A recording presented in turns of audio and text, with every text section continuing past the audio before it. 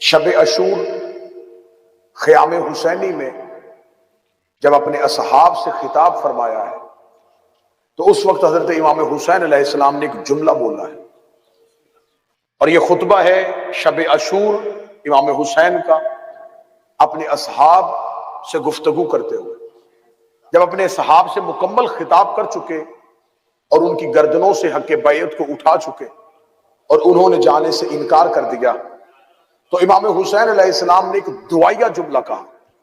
آج کی تقریر اس جملے پہ مولا حضرت امام حسین نے فرمایا، اللہم انی لا اعلم اصحابا ولا خیر اصحابی، میرے اللہ میں نہیں جانتا کہ کسی کے پاس اتنے بہتر اصحاب ہو جو میرے پاس۔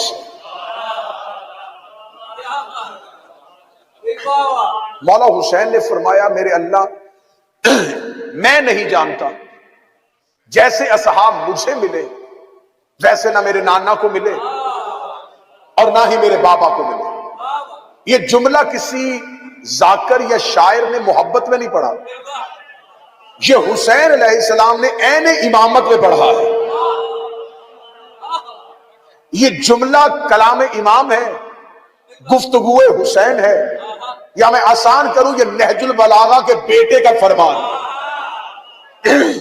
یہ وارث منبر سلوری بول رہا ہے، اور حسین کہہ رہے ہیں لا عالم، میں نہیں جانتا کہ کسی کے پاس اتنے بہتر صحاب ہو جو میرے پاس ہے۔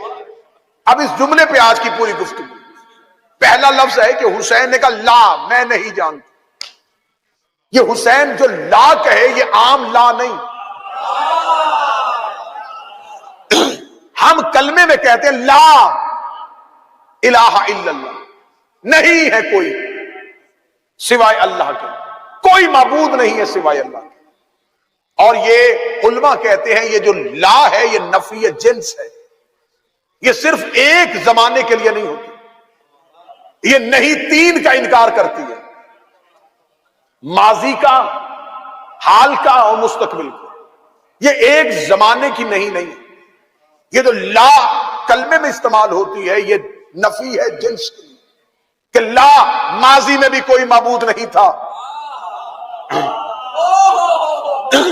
حال میں بھی کوئی معبود نہیں ہے، اور مستقبل میں بھی کوئی معبود نہیں۔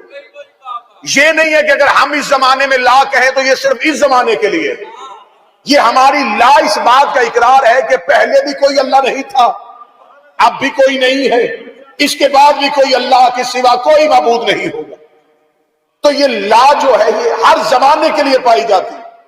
اب اس لا کو میں ایک اور جگہ پہ دکھا دوں، جبریل امین نے آ کے کہا تھا جب علی کے لیے تلوار لے کے آیا تھا، لا فتح الا علی،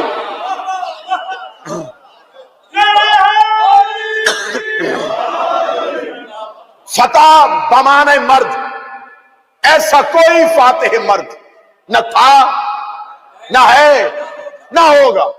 حسین کہہ رہے ہیں لا عالم، میں نہیں جانتا کہ ماضی میں بھی کسی کے پاس ایسے صحاب ہو، اس زمانے بھی میرے صحابہ جیسا کسی کے پاس صحاب ہو، یا مستقبل میں بھی کسی کے پاس۔ حسین علیہ السلام نے کہا کہ میرے نانا کو بھی ایسے صحاب نہیں ملے جب مجھے حسین کو ملے۔ اب ہمیں حسین کے اصحاب کا جملہ حسین سے اشارہ لینا، حسین نے کہا جیسے صحاب مجھے ملے ویسے میرے نانا کو بھی نہیں ملے۔ اب میں بعد میں بتاؤں گا کہ زہیر کیسا تھا، مصعب بن اوسجہ کیسا تھا، نافع بن حالات کیسا تھا، بعد میں گفتگو ہوگی کہ جناب حر کیسے تھے۔ پہلے دیکھیں گے جس کے ساتھ مثال دی جا رہی ہے کہ ان کے پاس بھی ایسے نہیں تھے، ان کے پاس کیسے ہیں۔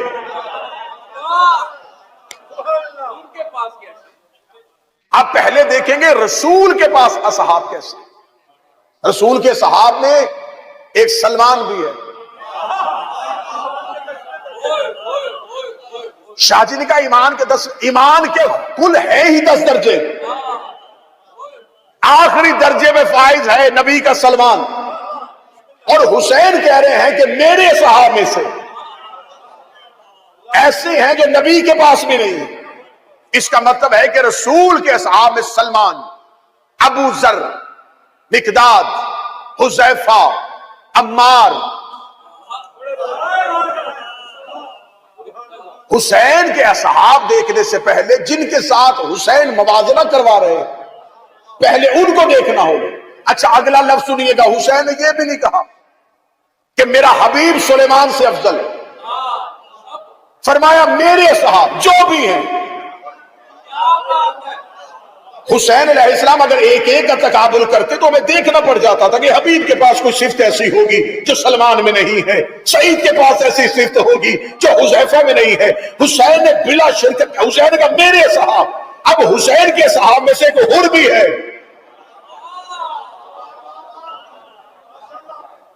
اور حسین کہہ رہے ہیں کہ جیسے مجھے ملے ویسے نانا کو بھی نہیں ملے، حسین کے پاس حر جیسا بھی ہے۔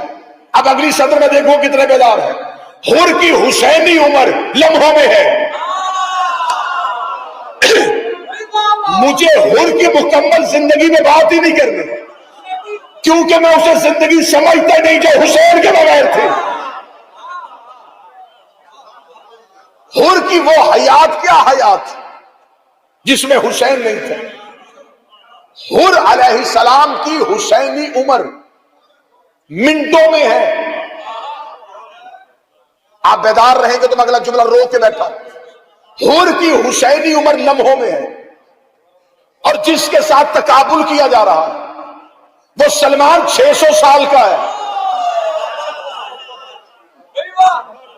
نبی کا 600 سال کا سلمان حر کے لمحوں کے برابر ہے۔ میں تقابل پڑھوں تو کیسے پڑھوں کہ حر لمحوں میں حسین کے پاس آئے۔ خصائص الحسینیہ میں شوستری نے لکھا کہ حر نے حسین علیہ السلام کے پیچھے نماز نہیں پڑھی، ہاں ایک نماز پڑھی تھی جب حسین کا رستہ روکا تھا اور وقت نماز ہو گیا تھا۔ امام حسین نے کہا تم اپنی نماز پڑھو، نے کہا نہیں ہم آپ ہی کے پیچھے پڑھیں گے۔ جماعت ایک ہوئی تھی، لیکن اس وقت حر اطاعت حسین میں نہیں تھا، لہذا شیخ جعفر شوستری کہتے ہیں میں اس نماز کو نماز نہیں سمجھوں گا، کیونکہ اس نے وہ اطاعت حسین میں نہیں پڑھی۔ لیکن جب حسین کی اطاعت میں آیا تو آیا اور گیا، صرف معافی مانگی ہے، اور حسین نے جب معاف کیا تو فوراً لڑنے کی اجازت مانگ لی۔ میرے مالک حسین ایک نماز تو اسے اپنے پیچھے پڑھنے دیں۔ حسین کا اگر میرے پیچھے نماز پڑھنے کا قیامت تک کہہ دیں گے حر کو وہ نماز بچا گئی، حر کو وہ نماز بچا گئی، حر کو وہ نماز بچا گئی، میں حر کو میدان میں بھیج کے بتا رہا ہوں حر کو حسین کی نصرت بچا گئی۔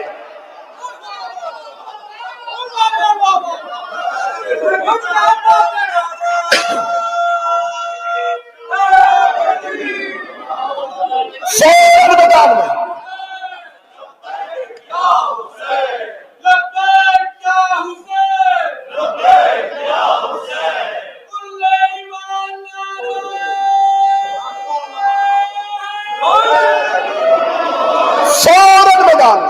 حر میدان میں جا آئے گئے، آئے اور گئے۔ اس امام بارگاہ نے بھی اس شخصیت، اس امام بارگاہ کو بھی یہ فیض حاصل ہے کہ یہاں پر قبلہ اظہر حسن زیدی صاحب نے گفتگو کی، خطاب کیا۔ قبلہ اظہر حسن زیدی صاحب تقریر کر رہے تھے اور سامنے سے کوئی رکا آ گیا۔ اصحاب پیغمبر اور صحاب حسین میں کیا فرق تھا؟ اب فی البدی طبیعت کے مالک تھے، فوراً رکا پڑھنے کے بعد کہتے آنے اور جانے کا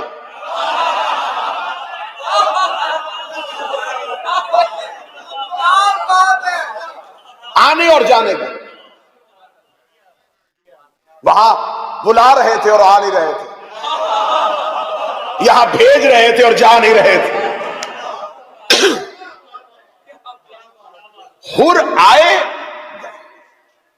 لمحوں کی زندگی حر کی، 600 سال کا سلمان، منا اہل بیت کا تمغہ،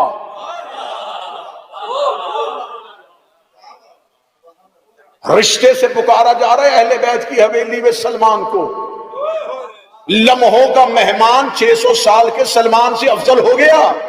میں کہہ رہا ہوں میں باقی تقابل نہ بھی پڑھوں تو ایک جملے کے بعد کچھ پڑھنے کی ضرورت نہیں ہے۔ 600 سال سلمان اہل بیت کے دروازے پہ، 600 سال کی عمر ہے سلمان محمدی اہل بیت کے دروازے پہ، منا اہل بیت کا تمغہ سینے پہ تھا، لیکن اس کی جبین پہ صرف اور صرف دہلیز بطول کی خاک تھی۔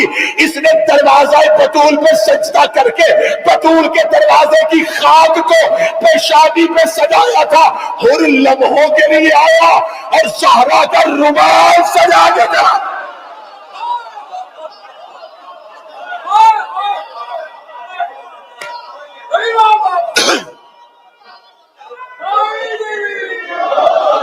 حر میں اور سلمان میں اتنا فرق تھا جتنا دروازے کی خاک میں اور ہاتھ کے رومال میں تھا۔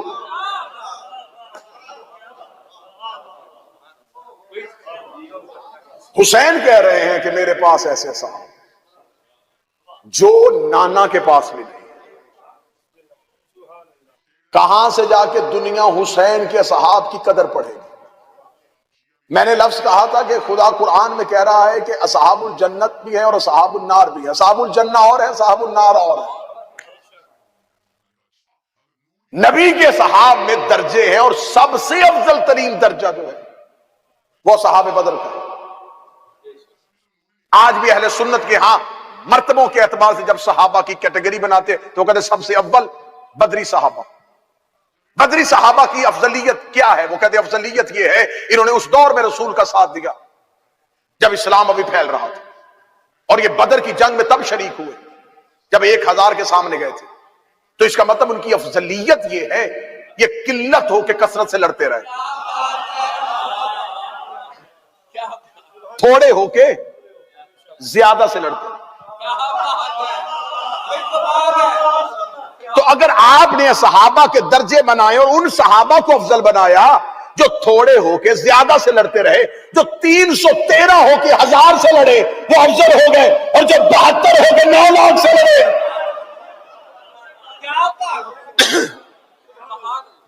کہتے پہلی افضلیت یہ ہے، پہلی افضلیت اہل سنت کہتے ہیں بدری صحابہ کی یہ ہے کہ انہوں نے قلت ہو کے کثرت کے ساتھ۔ دوسری افضلیت کہ ان کو تائید غیبی ملی تھی، اللہ کی غیب سے امداد ملی تھی۔ کیا امداد ملی تھی؟ کہتے جب یہ بدر کے میدان میں اترے تھے، تازہ تازہ مسلمان ہوئے تھے، نئے نئے مسلمان ہو، ایمان بھی اتنا طاقتور نہیں تھا، سامنے سے کفر آ گیا، اور جب یہ مقابلے پہ آئے تھے تو ان کے لیے مشکل ترین فیصلہ یہ تھا کہ غلام آقا سے لڑ رہا تھا، کیونکہ اسلام کا بیسک جو ہے، اسلام کی تھیم یہ ہے کہ سب سے پہلے عرب کے غریبوں نے نبی کا کلمہ پڑھا، جتھے والے لوگ، قبیلے والے لوگ بعد میں مسلمان ہوئے، پہلے عرب کے غریب مسلمان، کیونکہ غریب عزت کا بھوکا ہوتا ہے۔ نبی نے عزت ہی اتنی دے دی تھی، وہاں یہ ابو جہل کی اونٹنی کے قریب سے گزرتے تو تازی آنے لگتے، یہاں مصطفیٰ کے ساتھ بیٹھ کے کھاتے تھے۔ انہوں نے کہا لعنت کرتے ہم ایسے دین پہ جس میں عزت نہیں، کتنا اچھا دین ہے یہ، تو اپنی عبادت کرتے ہو۔ وہاں پر امیروں کے بت علیحدہ ہوتے تھے، غریبوں کے علیحدہ ہوتے، غریب کو اجازت ہی نہیں تھی امیر کے بت کی پوجا کرے۔ وہاں انہوں نے کہا یہ کیسا بہتر دین ہے، ایک صف میں کھڑے ہوتے ہیں، لہٰذا سب سے پہلے عرب کے غریبوں نے نبی کا کلمہ پڑھا۔ اب جب یہ پہلی جنگ ہوئی تو پہلی جنگ میں ادھر مالک ہے، ادھر زمانہ جاہلیت میں جو غلام رہا تھا وہ سامنے کھڑا۔ یہ بڑا مشکل فیصلہ تھا کہ جس کی نسل در نسل نوکری کی ہو اس کے سامنے تلوار نکالنی۔ تو اب وہ کہتے افضلیت یہ تھی کہ ان کو اللہ نے غیب سے مدد کی۔ کیا غیب سے مدد کی؟ خدا سورہ انفال میں پوری وضاحت دیتا۔ خدا کہتا جب ہم نے ان کو بدر میں اتارا تو خدا کہتا میں نے مسلمانوں کی آنکھوں پہ پردہ ڈال دیا۔ یہ اللہ کی پہلی مدد آئی تھی غیب سے، مسلمانوں کے لشکر کی آنکھوں میں پردہ آ گیا۔ یہ سامنے 1000 نہیں دیکھ رہے تھے، نظر وہ 1000 آ رہے تھے، لیکن انہیں تھوڑے نظر آ رہے تھے۔ اللہ کہتا یہ ہم نے ان کی مدد کی تاکہ ان کے دل مضبوط رہے، یہ اپنے میدان میں پاؤں جمائے ہوئے رکھے، یہ کثرت دیکھ کے بھاگ نہ جائیں۔ لہٰذا ان کے دلوں کو مضبوط کرنے کے لیے ہم نے ان کی آنکھوں پہ پردے ڈال دیے. وہ سامنے ہزار تھے لیکن انہیں تھوڑے نظر آ رہے تھے. اس کا مطلب ہے اصحاب بدر جو نبی کے اصحاب میں سب سے افضل ہے، ان کی افضلیت یہ ہے کہ ان کی آنکھوں پہ پردے ڈال دیے گئے تھے تاکہ انہیں لشکر تھوڑا نظر آئے، تاکہ انہیں لشکر تھوڑا نظر آئے. قبلہ تشریف فرمائے ہیں، کتاب کا حوالہ دینے لگا، علل شرائع شیخ صدوقی. شیخ صدوق نے روایت لکھی ہے کہ چھٹے امام سے پوچھا گیا کہ اصحاب حسین میں افضلیت کیا تھی؟ فرمایا ان کی سب سے بڑی افضلیت یہ تھی خدا نے ان کی آنکھوں سے پردے ہٹا دیے. خدا نے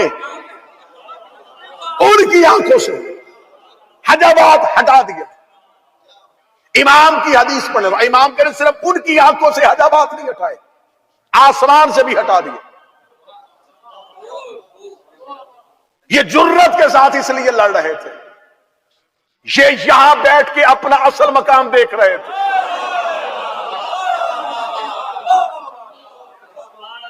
انہیں مرنے کی جلدی ہو گئی کیونکہ انہیں وہ نظر آ گیا جو وہ کسی کو بھی نہیں دکھاتا. صاحب اب نبی کے اصحاب میں اور حسین کے صحابہ میں فرق.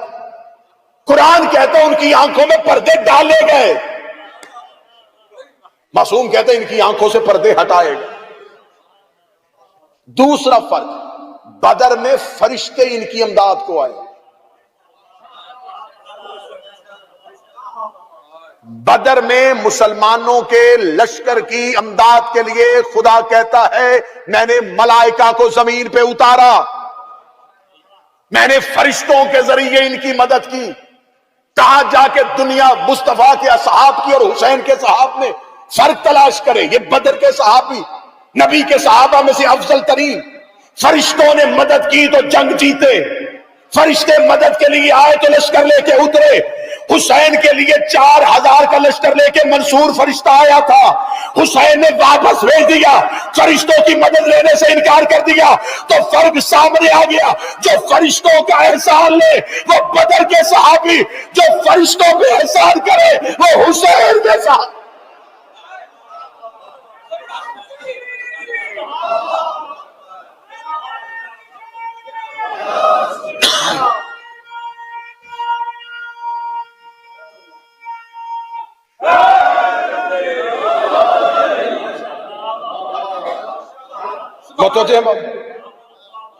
جو فرشتوں سے مدد لیں وہ اصحاب بدر، جو فرشتوں کی مدد کا انکار کریں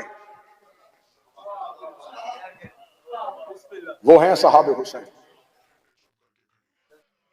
خدا قرآن میں کہتا ہے سورہ مبارکہ توبہ میں، خدا کہتا لو کانا ارضن قریبا، جبکہ سفر بھی قریب کا تھا اور مال غنیمت بھی ملنے والا تھا، لیکن انہوں نے پھر بھی جنگ سے جانے سے انکار کر دیا. اور خدا نے قرآن میں آیت بھیجی. یہ ایک ایسا غزوہ تھا جب نبی مسجد میں بیٹھے تھے اور نبی کو خبر ہوئی کہ کافر لشکر لے کے آ رہے، اور نبی نے وہیں پہ مسجد میں بیٹھے بیٹھے حکم دے دیا کہ یہاں سے اٹھ کے گھر کوئی نہیں جائے گا، یہیں سے میدان کی طرف جانا پڑے گا. تو لوگوں نے اس کا تفسیر، اس کا یہ نہیں صرف شیعہ شان نزول پڑھنا، اہل سنت کا شاہ عبد الحق محدث دہلوی نے بھی اس کی تفسیر میں یہی لکھا. وہ لکھتے ہیں کہ اصحاب رسول نے مختلف بہانے کرنے شروع کیے. یا رسول اللہ مسجد سے کیسے گھر جائیں، کفالت کی ذمہ داریاں ہیں، گھر میں بتایا نہیں ہے.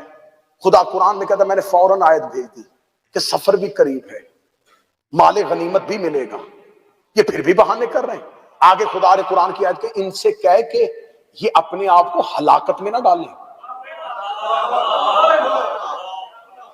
مصطفیٰ کو جواب دے کے اپنے آپ کو ہلاک، سورہ مبارکہ توبہ، یہ اپنے آپ کو ہلاکت میں نہ ڈالیں. سفر بھی قریب ہے، مال غنیمت بھی مل رہا ہے. خدا قرآن میں وعدہ کر رہا ہے سفر بھی قریب ہے، مال غنیمت بھی مل رہا ہے. سفر بھی قریب ہے، مال غنیمت بھی مل رہا ہے. میرا مولا حسین مجھے جرت دے دے میں جملہ ان کے دلوں میں لا کے رکھ سکوں.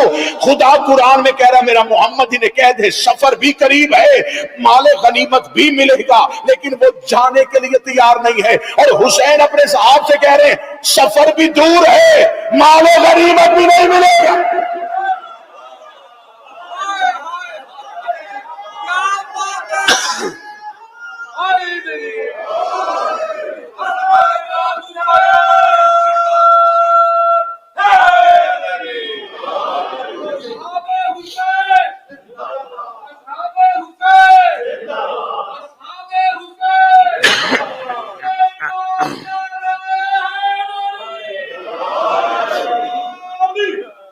حسین کہہ رہے ہیں سفر بھی دور ہے، مال غنیمت ملنا تو دور کی بات، جو تمہارے پاس ہے یہ بھی لٹ جائے، اور وہ رکنے کے لیے تیار نہیں۔ اصحاب پیغمبر اور ہیں، اصحاب حسین اور